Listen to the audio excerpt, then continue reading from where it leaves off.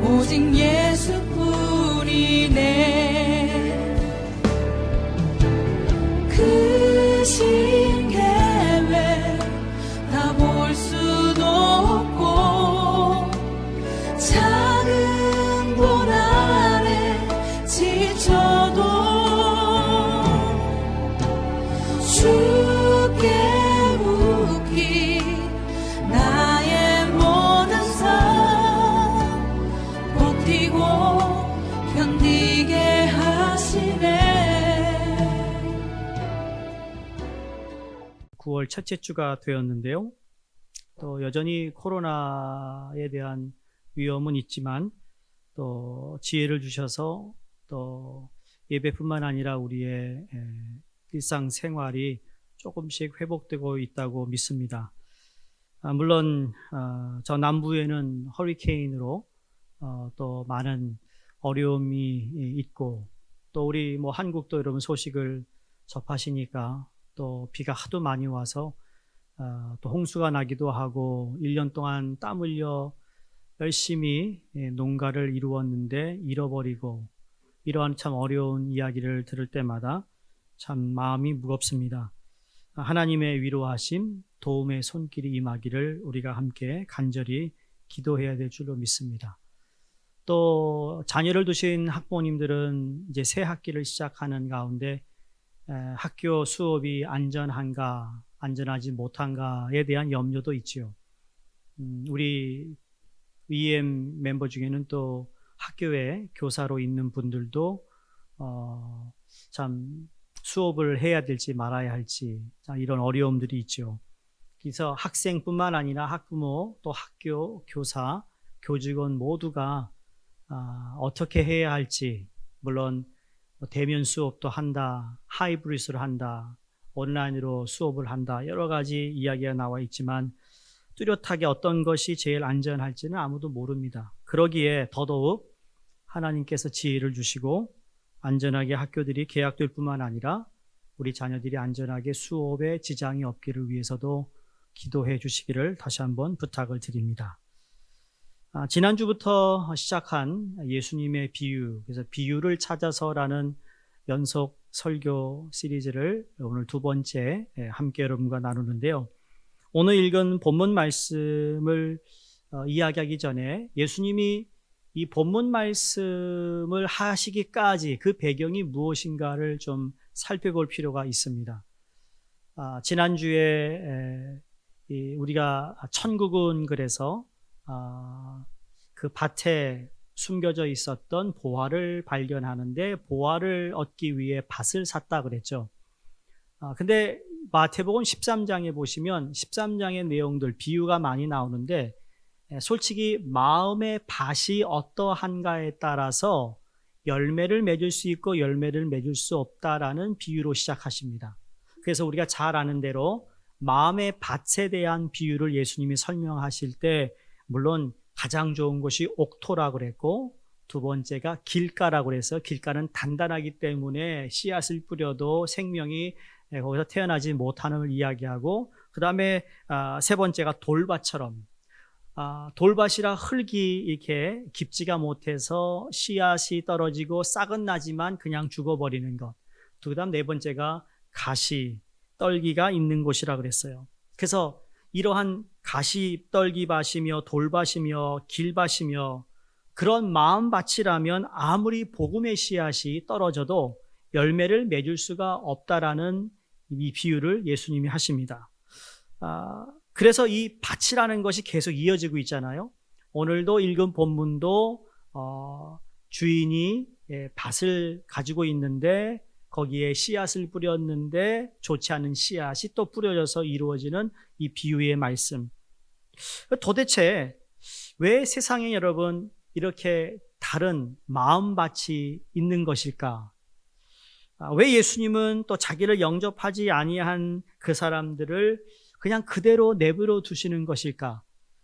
언제까지 그러한 하나님의 말씀을 믿지 않고 마음이 돌밭이며 가시떨기며 또 길가처럼 있었던 그래서 아무런 생명력을 갖지 못하는 그런 마음을 왜 그냥 그대로 내버려 두실까? 라는 의문을 우리가 가질 수 있는데 바로 그거에 대한 답변을 오늘 본문 말씀을 통해 함께 우리가 생각해 보길 원합니다.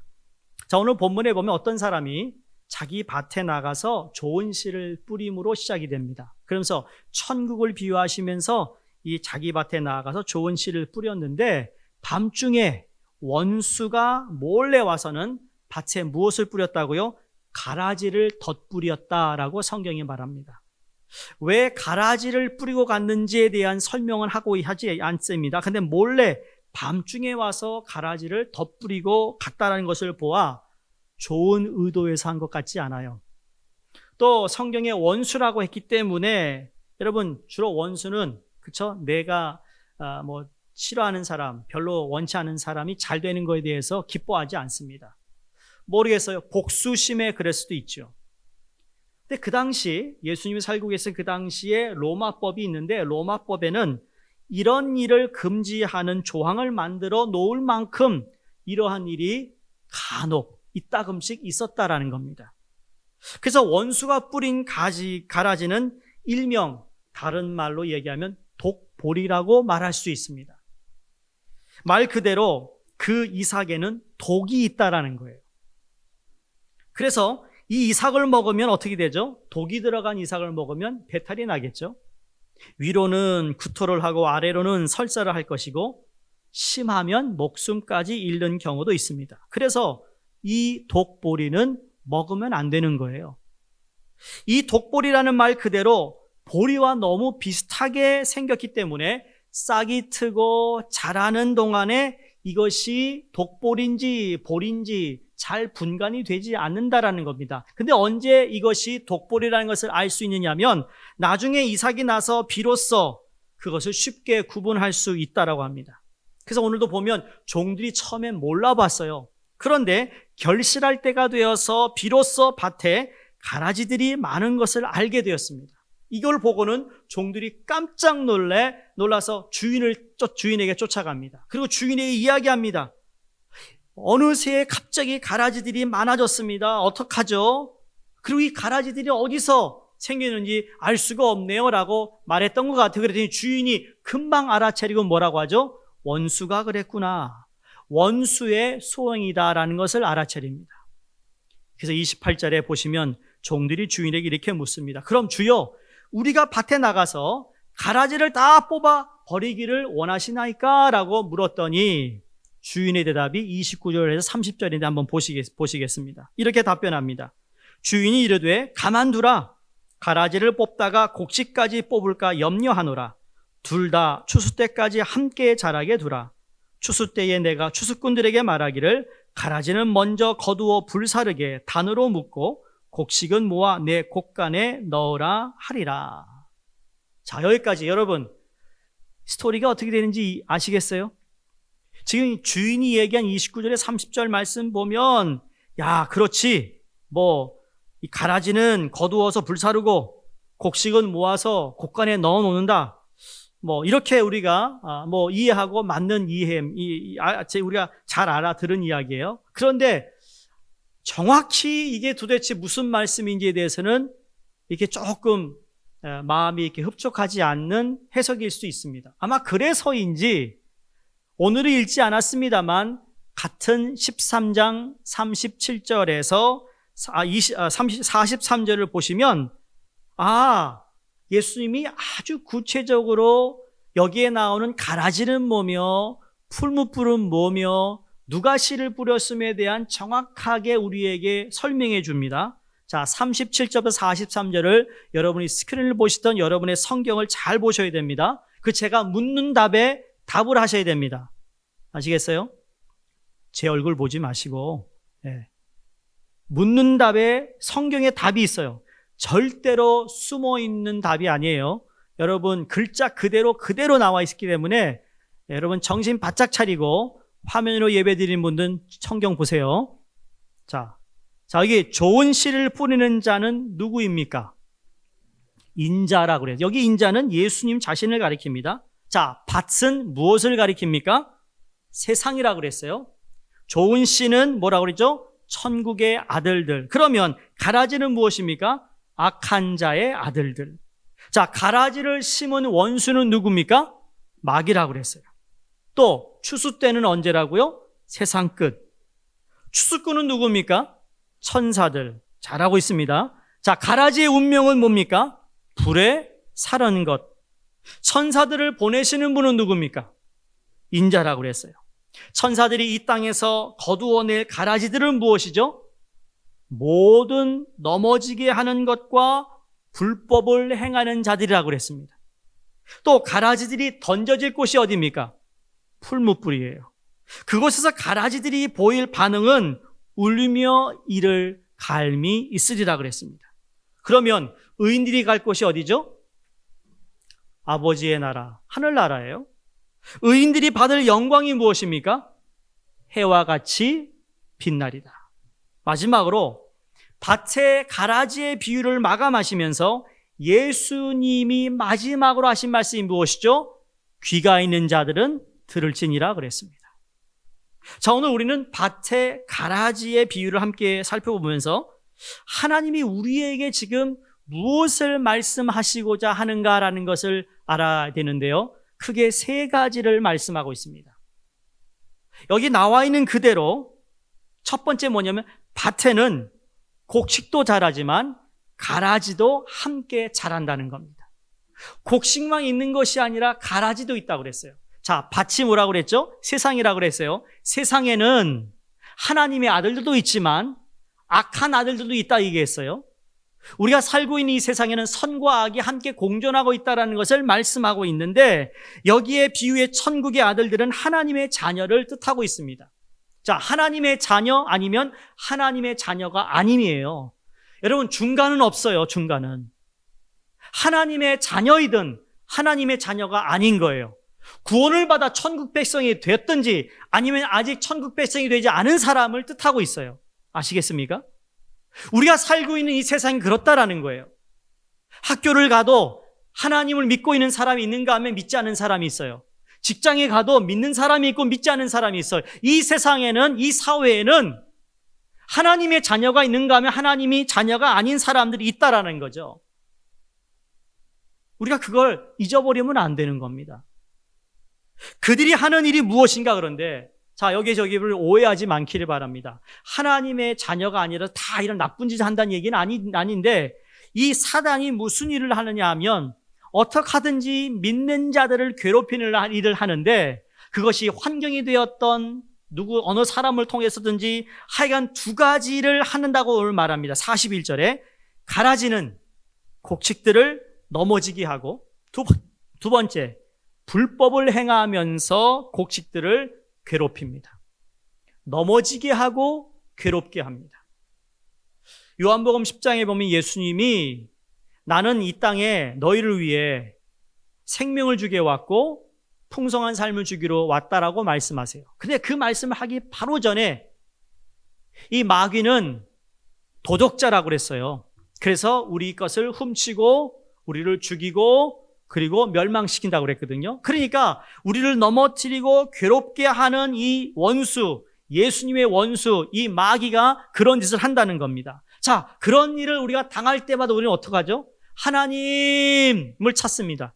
몹시 우리가 안타깝고 힘들어서 하나님 왜 저 악한 이러한 것들이 이 세상에, 이 사회에 번져하게 나타납니까? 왜 저렇게 내버려 두십니까? 라고 우리는 하나님께 울부짖어요.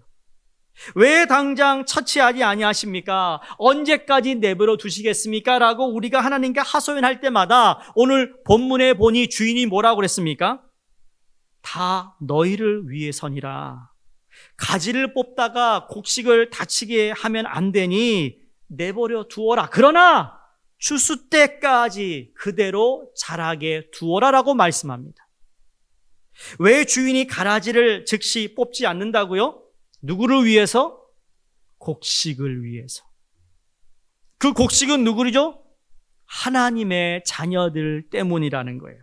다 우리를 위해서 그렇게 하신다고 말씀합니다. 설령 가라지 10개를 못 뽑더라도 곡식 하나를 다치지 않게 하겠다라는 것이 주인의 마음인데 이게 바로 예수님의 마음이라는 거예요. 가라지를 뽑지 말고 내버려 두어라. 여러분, 이 말씀은 악을 조장하고 방치하겠다는 말씀이 아니고요, 선을 보호하시기 위해서 그렇게 하시겠다라는 말씀입니다. 잠언서 16장 4절에 보시면 여호와께서 온갖 것을 그 쓰임에 적당하게 지으셨나니 악인도 악한 날에 적당하게 하셨느니라. 무슨 말인가 하면 하나님께서 능력이 없거나 하나님에게 실수가 있으셔서 우리 곁에 가라지를 그냥 두게 한 것이 아니라는 거죠. 더 우리에게 쓸데가 있기 때문에 그렇게 하셨다라고 말씀합니다. 그럼 우리는 너무 이상하게 들리잖아요. 아니, 그 아픈 것이 나를 위해서 있다고? 그러한 일들이 나를 보호하기 위해서 있다고? 이 말씀이 잘 이해가 안 됩니다. 근데 여러분, 시편 23편을 여러분 연속 설교를 할 때 목자와 양의 관계를 제가 여러 번 설명했잖아요. 시편 23편에 나오는 그 여호와는 나의 목자시니 내게 부족함이 없으리로다, 나를 푸른 초장으로 그리고 쉴 만한 물가로 인도하시는 그 목자의 마음은 어떻게 하든지 양이 쉬고 잘 먹고 그리고 살찌는 일이에요. 그런데 목자의 책임이 또 하나 있어요. 너무 살만 찌면 안 되는 거예요. 그럼 큰일 나요. 우리도 그렇잖아요. 잘 먹어야죠. 건강한데 너무 살찌면 큰일 나는 거예요. 거기에 오는 여러 가지 병이 많거든요.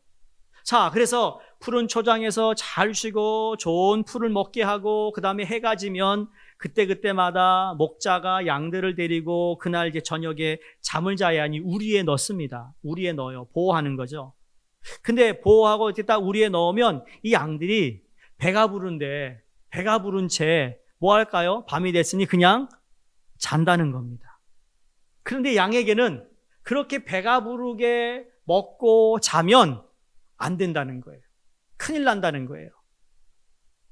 여러분, 양이 얼마나 미련한지 우리가 그 전에 제가 설명해 드렸잖아요. 시야도 약해요. 이게 둔해요. 그렇죠? 앞만 봐요. 그러니까 먹고 그냥 자면 이게 양에게는 아주 안 좋다는 거죠. 일단 배탈이 날 수 있다. 그렇게 얘기합니다. 두 번째, 자다 보면요, 이 양들이 미련에 서로 깔려서 죽는 경우가 있대요. 너무 웃기죠? 이 양들이 배가 불러가지고 밤에 들어오면, 여러분, 오늘 이제 가을이 되니까 아침 저녁으로 날씨가 선선하잖아요. 중동은 이거보다 훨씬 더 추운 거예요. 낮에는 그렇게 뜨거워도 밤하고 새벽에는 아주 추워서 이 양들이 하나가 이게 배불러서 누워 자면 다른 양이 하나 와서 툭 그 위에 잔대요. 따뜻하기 위해. 그러면 또 다른 놈이 와서 또 이러다가 하면 어떻게 된다고? 맨 밑에 깔려있는 양은 찍소리도 못하고 죽는 거예요. 자다가. 그거를 방치하기 위해 그 우리 안에 목자가 염소를 갖다 놓는다고 합니다. 염소의 특징이 뭐죠? 무조건 들이받죠. 여기 찝작거리면 그냥 갖다 들이받습니다. 여러분 주위에 혹시 염소 같은 사람이 있죠? 들이받는 사람들 있을 수 있어요. 그러니까 목자가 양들을 위해 그 사이에 염소를 둔다는 거죠. 그래서 양이 한 곳에 그냥 뭉쳐 그냥 자다가 죽을 수 있으니 양들이 이리저리 피해 다니며, 그러니까 소화도 되고 그리고 건강에도 좋은, 그리고 그 다음날 아침에 또다시 푸른 초장으로 목자가 양을 데리고 나가는 거라는 거예요. 근데 여러분, 이게 저기 멀리 배를 타고 고기를 잡으러 나가는 어부도 마찬가지래요. 그게 하루 이틀 가는 거리가 아니라 갔다 오는 거리가 뭐 한 달 거리라면 그 고기를 잡아가지고 어부가 그 다음에 배 밑에다가 다 잠기잖아요. 근데 그걸 그냥 잠기는 게 아니라 거기에 물이 있어요. 그래서 그 고기들이 죽지 않도록 물에 잠겨 놓는데, 근데 그냥 두면 안 된다는 겁니다. 너무 편해서 이 고기도 어떻게 돼요? 나중에 돌아올 때가 되면 힘없이 허벌레에서 나중에 물 위에 떠서 죽는다는 거예요. 그럼 거기에 뭘 넣느냐? 아주 작은 상어 2마리를 넣는데요. 그래서 요놈들이 도망 다니느라고, 그래서 다시 항구로 돌아올 때쯤 되면 고기가 쌩쌩하게 살아있고, 그 살아있는 것을 우리가 회해야 맛있는 거 아니겠어요? 여러분, 죽은 고기로 회 안 먹습니다. 그렇게 고기를 위해 어부가 상어, 작은 새끼들을 몇 마리 넣는다는 거예요. 그것처럼 오늘 곡식과 가라지의 관계도 마찬가지예요. 곁에 가라지가 있기 때문에 곡식은 오히려 더 강해질 수가 있다는 거예요. 힘을 얻고 모진 비바람도 참을 수 있는 인내력이 배양된다는 것이죠. 또 곁에 가라지가 있기 때문에 비가 오더라도 귀한 흙이 쏠리지 않고 그대로 남아있을 수 있게 된다는 겁니다. 자, 사랑하는 성도님, 우리가 살아가면서 가라지와 같은 그 누구 때문에 또 가라지 같은 어떤 상황 속에서 받는 상처가 있어요. 아마 여러분 과거에 그런 일이 있을 수 있고 지금도 여러분 혹시 그런 괴로움을 당하는 분이 있으십니까? 기억하실 것은 하나님은 절대로 실수하여 가라지를 우리 곁에 두신 것이 아니라는 거예요. 말씀에서 이 모든 것이 다 우리를 위해 하나님이 지금도 일하고 역사하고 계심을 믿어야 된다는 거죠. 그것을 생각하면 여러분 너무 힘들어 하시지 마시기 바랍니다. 나를 단련시키기 위하신 하나님의 손길이겠구나. 나로 하여금 하나님께서 깨닫게 하시는 무언가가 있겠구나. 여러분 이렇게 받아들일 때 하나님이 나를 위해서 그렇게 하셨구나라는 하나님의 뜻을 깨닫고 가라지로 인해 우리는 기뻐할 수 있으며 감사할 수 있으며 넉넉한 마음의 소유자가 될 수 있기를 바랍니다. 두 번째, 오늘 비유에서 우리는 결코 추수꾼이 아니라는 겁니다. 우리는 추수꾼이 아니에요. 39절을 보시기 바랍니다. 가라지를 뿌린 원수는 마귀요, 추수 때는 세상 끝이요, 추수꾼은 누구라고요? 천사들이니. 오늘 본문상에 볼 때 세상 마지막 때의 가라지를 다 거두어서 불사르게 단으로 묶는 것은 내가 할 일이 아니라는 거예요. 추수꾼이 할 일이라는 거죠. 우리에게는 결코 가라지를 뽑을 수 있는 권한이 주어지지 않았다라는 말씀입니다. 우리가 이 사실을 잘 알아야 합니다. 그래야 신천지 같은 이단을 쉽게 알아볼 수 있는 거예요. 갑자기 그들이 가지고 있는 털미 있죠? 사용한 추수꾼이라고 그래요. 추수꾼. 자기들이 추수꾼이라는 거예요. 자기들이 골라가지고 빼고 하고 한다는 거죠. 여러분 절대로 그 권한이 인간들에게 주지 않으셨어요. 한 번은 예수님이 사랑하는 제자들과 함께 예루살렘에 올라가시는 도중에 어떤 사마리아인들의 동네에 들리셨어요. 그날 저녁이 되어서 해가 지어서 유숙하기를 원해서 요청을 했는데 그곳 사람들이 예수님과 제자들이 유대인이라는 것을 알고는 그들이 유숙하는 걸 거부합니다. 거부했을 때 예수님의 제자들 가운데 이 요한과 야고보가 성급하게 예수님께 이런 말을 했습니다. 주여, 우리가 불을 명하여 하늘로 쫓아내려서 저희를 멸하게 하시기를 우리에게 그 권한을 주세요라고 물었습니다. 하늘에 불을 내려 저 사람들을 치게 하세요. 예수님이 야고보와 요한을 어떻게 했습니까? 꾸짖으셨습니다. 그 조용히 제자들을 데리고 다른 마을로 갔습니다. 여러분, 야고보와 요한이 무엇을 잘못했을까요? 그 상황을 보면 참 알 수 없는데 오늘 본문을 보면 그 답이 나오는 거예요. 그들은 추수꾼이 아닌데 추수꾼처럼 행세를 하려고 했던 것입니다. 분명히 사마리아 사람들이 자기 눈에 가라지처럼 보였을 것입니다. 그래서 그들을 자기들 손으로 즉시 뽑아버리고 했던 것이죠. 그래서 예수님이 그들을 꾸짖습니다. 네가 무슨 말하는지 모르는구나. 추수꾼이 아니라는 거죠. 또 지금은 추수 때가 아니라는 거예요. 여러분 기억하세요. 우리가 지금 마지막 때를 살고 있지만 그러나 이것이 심판의 때가 아닙니다. 오늘날 너무 이런 말을 쉽게 하는 참 목회자나 믿는 사람들이 있어요. 어떤 홍수가 터졌더니 심판이라고 얘기하고 이건 너무너무 무서운 말입니다. 그런 말 함부로 하면 안 됩니다, 여러분. 성경은 여전히 지금은 은혜의 해라고 얘기하고 은혜의 때라고 말씀합니다. 누가복음 4장 18절 19절의 말씀에 주의 성령이 내게 임하셨으니 이는 가난한 자에게 복음을 전하게 하시려고 내게 기름을 부으시고 나를 보내사 포로된 자를 자유를 눈먼 자에게 보게 하시고 눌린 자를 자유롭게 하고 주의 은혜의 해를 뭐라고요? 전파하게 하려 하십니다. 지금 하나님의 은혜의 때라는 거예요. 아직까지. 물론 이것이 끝나는 날이 있는데 그 날이 되면 순식간에 변하는 거예요, 여러분. 만약에 심판을 받고 있다면 여러분 모든 것이 끝난 거예요, 이미. 더 이상 예수를 믿을 사람이 없습니다. 그러나 은혜의 해기 때문에 지금도 예수를 믿으라면 예수를 믿는 사람이 있고, 우리 이미 믿은 사람들 가운데 예수를 잘 믿다가 게을러지고 예수를 제대로 믿지 않고 형식적으로 신앙생활하는 사람들이 다시 하나님께 돌아올 수 있는 이유도 은혜가 있기 때문이라는 거예요. 은혜가 있기 때문에 내가 회개할 수 있는 거예요. 은혜가 떠나면 회개하고 싶어도 회개가 안 돼요. 사실 저와 여러분 모두는 예수를 믿기 전에 가라지와 같은 존재였어요. 다 죽어야 되는 그런 존재인데 그럼에도 불구하고 하나님은 우리를 저버리지 아니하시고 우리를 불쌍히 여기셨습니다. 은혜를 베풀어 주셨어요.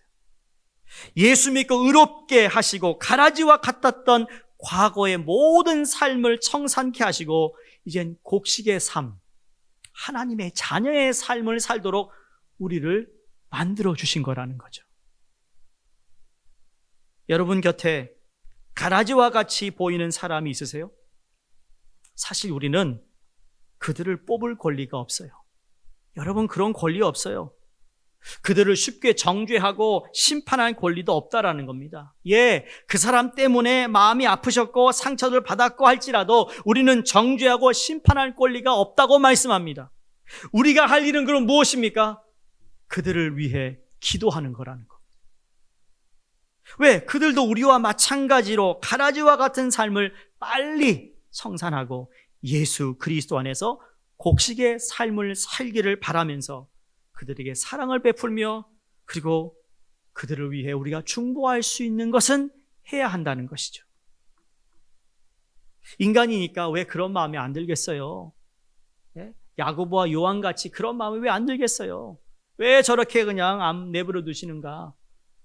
그게 인간의 마음이지만 그런 마음이 생겼다 해서 여러분 우리가 무슨 하나님께 죄를 범하는 건 아니지만 함부로 그렇게 정죄하거나 심판할 수 있는 권한이 주어지지 않아서 다시 내 자신을 돌아보며 주의 말씀을 통해서 우리는 나 자신을 다시 겸손해지는 거예요.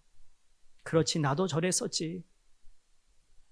예수님 당시에 셀이라는 존재나 또 창기들의 존재가 어땠습니까? 그때 유대인들 사이에서는요, 다 명백하게 저 사람은 가라지였어요. 가라지. 다 그냥 풀무불에 던져야 할 사람이라고 생각들 했어요. 그러나 예수님은 어떻게 대하셨습니까? 긍휼과 사랑으로 베풀어 주셨어요. 결국 그들 가운데 많은 사람들이 예수님에게서 사랑의 감화를 받고 가라지의 삶을 청산하고 곡식의 삶으로 변화된 것들을 우리는 수없이 읽습니다. 여러분, 예수님 12제자들 가운데 분명한 가라지가 한 사람이 있었습니다. 누구죠? 가룟 유다죠. 그러나 예수님은 가룟 유다의 발도 씻겨주셨습니다. 아, 저 녀석 나를 배신할 건데 발을 내가 왜 씻겨? 네가 씻어. 그러지 않으셨어요. 그 마음이 어땠을까? 연민의 정을 느끼면서 더 깨끗하게 씻겨주셨을 것이에요. 또한 마가의 다락방에서 마지막 6월절 만찬을 하시잖아요. 예수님이 누구에게 제일 먼저 떡을 주신지 아세요? 누구요? 베드로요? 아니요. 가룟 유다였어요. 그게 예수님의 사랑의 표시였는데 그 사랑의 표시는 명백한 가라지와 같은 가룟 유다이지만 사랑의 감화를 통해 그가 돌아서기를 원하셨습니다. 사람들이 그런 질문을 합니다. 아니, 가룟 유다가 예수님을 배신할 걸 알면서 왜 그거를 못 막았느냐고, 그대로 두셨냐고. 참 몰라도 너무 모르는 거예요. 그러니까 성경을 알고 얘기하자고요. 여러분, 주님은 3년 공생애 동안 특별하게 가룟 유다에게 더 신경을 썼을 거예요. 여러분, 자녀가 있는데 하여간 여러 자녀 가운데 한 녀석이 참 이 성격이 조금 특징해. 누굴 닮았는지 모르겠어. 아빠나 엄마 닮았겠죠. 누군지 얘기 안 하겠어요. 그런데 누구 닮았어. 어떡하죠? 걔 그 비율을 맞추려고 얼마나 신경 씁니까? 하나 더 주려고, 하나 더 이렇게 하는 게 왜 그렇죠? 이 녀석이 좀 철이 들면 안 그렇겠지, 좀 나아지겠지라는 생각을 한다는 겁니다. 그래서 그럴 정도로 예수님도 그에게 회개할 수 있는 기회를 거듭 주셨어요. 결국 가룟 유다가 돌아서지 않았죠. 예수님을 팔아 넘겼습니다. 십자가 달려 죽으셨습니다. 얼마나 고통스러울까. 그 극심한 고통 속에서도 예수님은 가라지들을 위해서, 죄인들을 위해서 끝까지 기도하셨습니다. 아버지여, 저희를 사하여 주시옵소서. 자기의 하는 것을 알지 못합니다 라고 기도하십니다. 예수의 이 마음이 우리의 마음이 되어야 될 줄로 믿습니다. 우리는 추수꾼이 아닙니다. 가라지를 뽑을 수 있는 권한이 우리에게 주어져 있지 않습니다. 남을 쉽게 정죄하고 심판했다면 회개해야 합니다. 우리는 끝까지 예수님의 마음을 품고 우리 주변에 있는 사람들을 사랑으로 권면하며 그들을 위해서 축복으로 기도해 주어야 할 것이며, 이것이 바로 예수님이 우리에게서 바라시는 마음인 줄로 믿습니다. 마지막 세 번째, 오늘 비유에서 추수 때가 있습니다. 우리는 추수꾼이 아니지만 여러분, 하나님의 이제 마지막 추수 때가 있어요. 중요한 건 마지막 때를 살아가고 있지만 여러분이 추수 때가, 이 시기가 언제인지는 아무도 모른다고 그랬어요. 아무도 몰라요. 이 추수 때란 오늘 성경에 심판 때라고 얘기하는데, 심판 때는 언젠가 곡식과 가라지가 결정적으로 분리되는 순간입니다. 여러분, 이렇게 이때가 되면 그때는 걷잡을 수 없도록 확 나눠지는 거예요. 지금은 은혜의 해니까 우리가 실수를 하고 우리가 멀어지고 우리가 게을러져도 하나님의 은혜 가운데 회복시켜 주시는 거 있지만, 그때가 되면 딱 갈라진다는 겁니다. 곡식과 가라지가 자기 갈 길로 가는 때라는 겁니다. 돌릴 수 없는 상황이 된다는 거죠. 그때 회개는 too late이라는 겁니다. 가라지는 다 모여서 풀무불에 던진다고 했습니다. 이 풀무불은 지옥을 이야기하고 있어요. 풀무불의 온도가 그 당시에 섭씨 1000도로 갑니다. 얼마나 뜨겁습니까? 요한계시록 21장 8절에 보면 지옥은 불과 유황으로 타는 못이라 그랬습니다.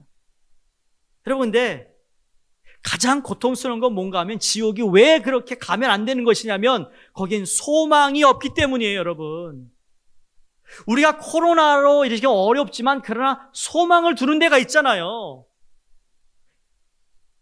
하늘이 무너져도 솟아날 구멍을 찾으면 그게 소망인데, 지옥엔 없다라는 거예요, 소망이. 그뿐만인가요? 세세토록 밤낮 없이 고통 가운데 오늘 본문에 울며 이를 간다고 그랬어요. 그게 지옥인 거예요. 이건 여러분에게 설득을 할 필요가 없는 겁니다. 왜? 성경에서 천국과 지옥은 분명하게 있기 때문이에요. 증명해달라고요? 증명하는데 이렇게 시간을 소비하고 싶지 않아요. 믿든지 믿지 못하든지.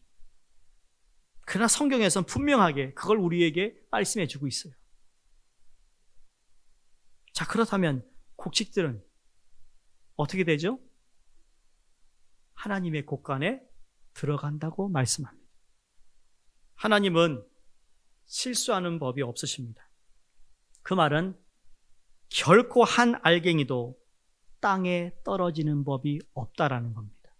다 주어서 곡식은 아버지의 나라로 들려 보내신다는 거죠.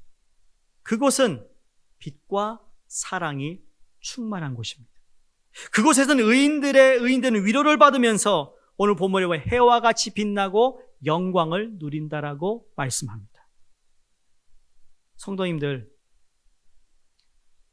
우리가 살고 있는 시대가 마지막 때를 살고 있어요. 그러나 그럼에도 불구하고 은혜의 해라는 것을 절대 잊어서는 안 됩니다.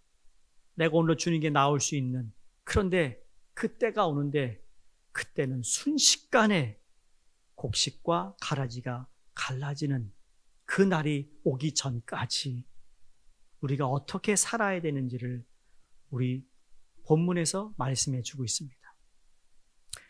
어떤 농부가 있었어요. 하루는 자기 밭에서 열심히 일을 하다가 잠시 쉬기 위해서 밭 곁에 있는 큰 느티나무 그늘에 가서 팔베개를 하고 누우면서 하늘을 이렇게 보았습니다. 파란 하늘에 이 하얀 구름이 너무너무 이쁘고 아름다운데 갑자기 자기 눈에 두 글자가 보이는 겁니다. 하얀 구름으로 이렇게 글자가 보이는데 하나는 그자라는 단어고 다른 단어는 전자라는 단어래요. 저게 뭔가 이 사람이 하나님을 믿었던 것 같아요. 그래서 하나님 나에게 뭔가 주시는 메시지인가 그러면서 곰곰이 생각합니다. 그는 뭐고 저는 뭘까. 그리고 다시 오후에 다시 이제 일을 하다가 곰곰이 생각, 갑자기 스쳐 지나가는 생각이 있는데 그게 뭐냐? 아, 그거구나. 그는 그리스도고 저는 전파라구나. 그래서 그리스도를 전파하라. 아이고 그렇구나. 그래가지고는요 하던 일을 다 놔두고는 도시로 들어가서 성경학교에 입학하고는 적당한 장소를 물색해서 교회를 개척했고 하나님이 그리스도를 전하라는 명령을 주셨으니까 이게 교회만 개척하면 하나님이 뒤에서 팍팍 밀어주겠구나 믿습니다. 그러고 교회를 개척했어요. 사람들이 첫째 주에 왔어요. 근데 왔던 사람이 그 다음 주에는 안 오는 거예요. 그 다음 주 사람이 왔는데 그 다음 주에 또 왔을까요? 안 오는 거예요. 여러분 그럴 수밖에 없잖아요. 농부로만 살았지 아무런 목회 훈련이나 교육 훈련을 받지 않았어요. 거기다가 말까지 더듬어요. 목회자로서의 자질이 전혀 없는 사람이었어요. 그런데 이게 무슨 그하전을 보고 그리스도를 전하라 그렇게 자기가 해석해서 이걸 시작했는데 결국 깊은 회의에 빠졌다라는 겁니다. 평소에 자기가 존경하는 목사님을 찾아갔습니다. 목사님 그러면서 자기 있었던 이야기를 다 했더니 이 목사님이 듣고 나서 조심스럽게 이렇게 얘기하더래요. 형제님 그날 보았던 그자와 그 전자를 형제님처럼 해석하지 말고 이런 식으로 해석할 수도 있지 않습니까? 뭔데요? 그라는 건 그리스도를 열심히 믿고 전이라는 것은 자기의 생업에 전념하라.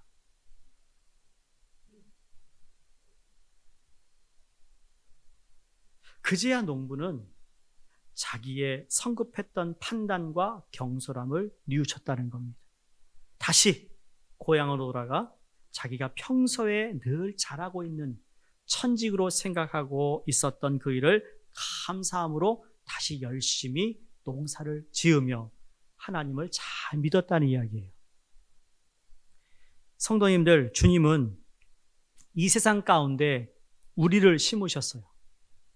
그저 깊은 산속에 기도원에 가서 수도 생활이나 하고 전념하라고 우리를 부르신 것이 아니라는 거예요. 여러분, 그것도 잠시 수련과 훈련을 위해 필요한 것이지만 거기서 평생 살다가 주님 만나라는 얘기하지 않았어요?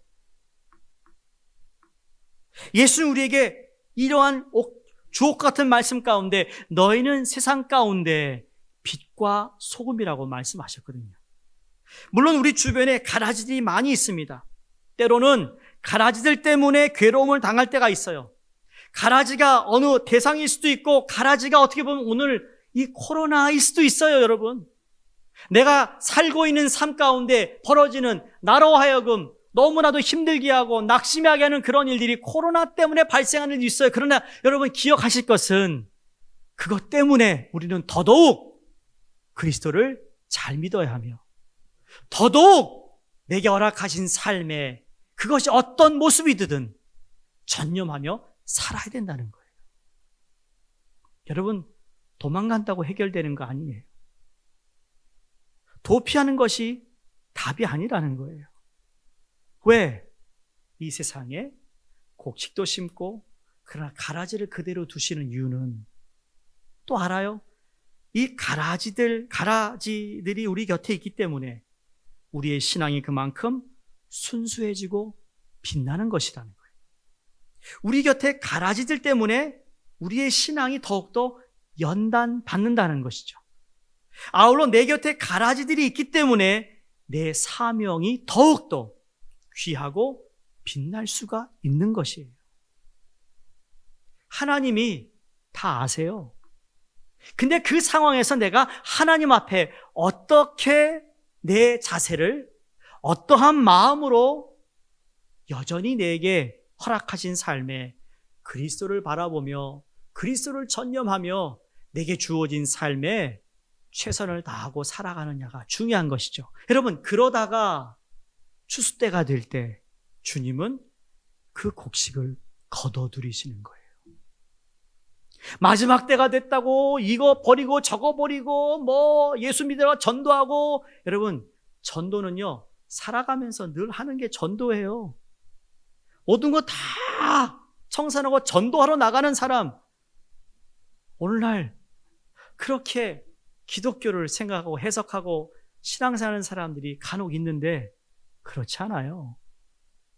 여러분이 주어진 그 삶이 어떤 모습이든 여러분 최선을 다하시고, 그렇다고 예수님도 정말 사랑하며 신령한 진정으로 예배드리며 내게 주어진 사명을 기억하며 살아갈 때 마지막 추수 때가 되면 주님이 우리를 하늘나라로, 우리를 데려가시는 줄로 믿습니다.